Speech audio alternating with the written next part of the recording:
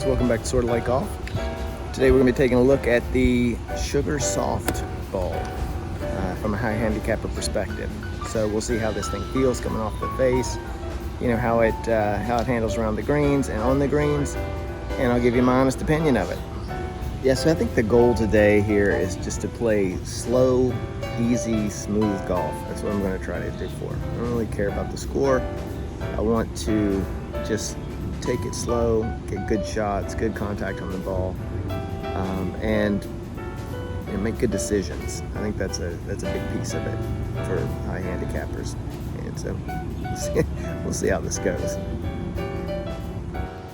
All right, so hole one here at Sligo Creek. Bring out the driver, and I get a pretty good drive on it. Goes right down the middle of the fairway, leaving me with what should be a very straightforward, pitching wedge up onto the green. Just take it slow, get good shots, good contact on the ball. Right off the hosel, I tell you, man. All right, let's try the chipper this time. That's a lot better. And I got a really good lick on that, and the ball did check up pretty well, leaving me with a par putt. Pushed that out to the right a little bit, but the distance was good, and I should be able to convert this bogey for our first hole. So this is a two-piece ball, and it's got a Sirloin cover. It's the most inexpensive of the line for Sugar. I tried their quad and really liked that ball. This one, so far, so good. All right, I picked the right club on this, but I gave it way too much because I thought the ball would get caught up in that grass, and it didn't. Still a chance for par, but I was afraid of that downhill. Trying to make it two bogeys in a row.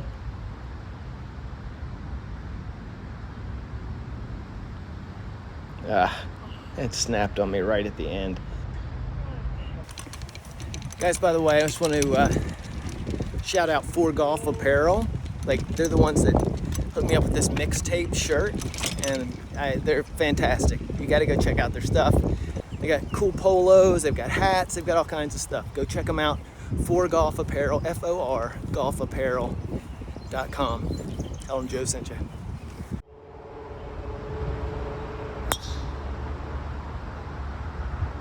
Okay, got a really good drive off of this. Pushed it to the right just a touch, right off the fairway. But it went down there pretty far and didn't get in the bunker. 9-iron right up to the green. Now let's see if it can stick for me. And it does. So I've got a birdie putt here. Let's see if this time I can actually get it to the hole. The answer is no. I'm still afraid. Afraid to hit the ball. So this is quite a knee knocker for par. This time, however, I get it to fall, so that's great. So Sligo Creek has got a creek that runs through everything, and this time I popped this ball up. I think I had it teed too high, and I barely made it over that creek, but it did make it over, so that was great, leaving me with a little chip up to the screen. Watch how high this ball goes. Thing is skied. I was trying to get back there to the pin, but I got it a little bit too far, and it bounced all the way over. A little disappointed that ball didn't check up on the green. This was a very difficult chip down on. I was really afraid of going off the back again, but I didn't. Unfortunately, I messed up the camera and missed the putts, but I putted in two there. Now let's take a look at the durability after a few holes with this ball. These covers really, they're not like the urethane. They usually don't mark up, and this one is no exception. The ball's in perfect shape. So the issue with this is I knew that the tee box was a little bit uneven there, but instead of repositioning, I wanted to just get the shot over with, and that was a mistake because I ended up hitting the ground on that first drive, and now I'm 3 off the tee. All right, I know you're not supposed to do this, but I'm going to switch these out because I'm reviewing this ball, not the yellow, not the orange one. So I think that this shot is a little bit emblematic of what I kind of feel like might be a little issue with this ball, in that if you don't hit it really perfectly, at least for me, it doesn't go as far as I expected it to. I had that happen a couple times during this round. Your mileage may vary, but I really thought that last shot would get onto the green. Coming off the putter, this ball is a little bit clicky, just like a lot of the Surlyn Inomer cover balls tend to be. Nothing crazy. I mean, it still putts and rolls fine, but it just doesn't have that kind of buttery feel that a lot of the urethane balls have. So this was a decent kind of layup to not get near that creek. My second shot went a little bit offline, but it left me with a really good position to avoid the bunker and have an easy chip up to the green.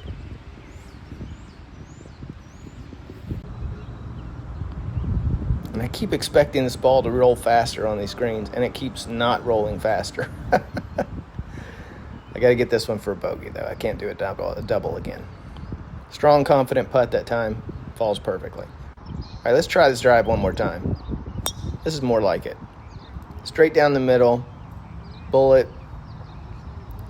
ends up right in the middle of the fairway. That's what we like.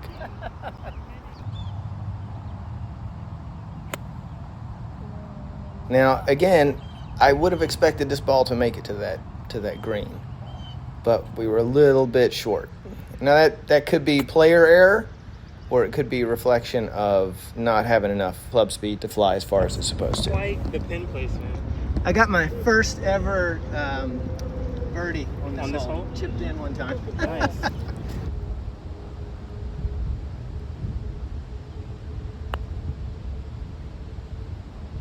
Oh, get in. Almost fell.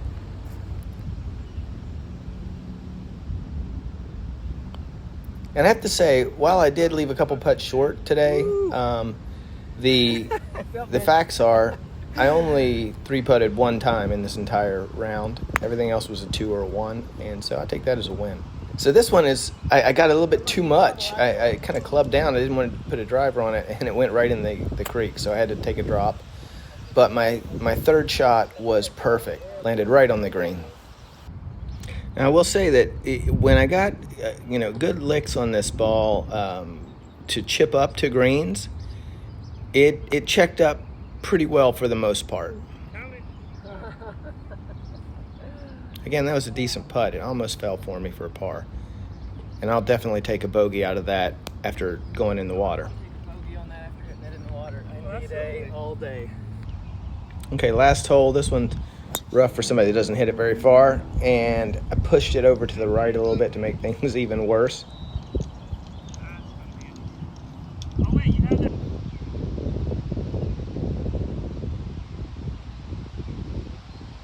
Because of the last hole of the day, I'm going to just give this a shot. And it almost makes it through those trees. It's the last tree. This is content right here, bro.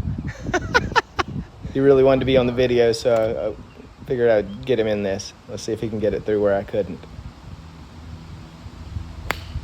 Get there. Oh. Yes, it ricochets off that tree right onto the green, but unfortunately it went all the way over the green, and it took him a while to find it. But still, that was a great shot. Mine, however, was not. I was kind of rushing that, and I didn't give it enough. This, however, turned out to be a great chip up to the green.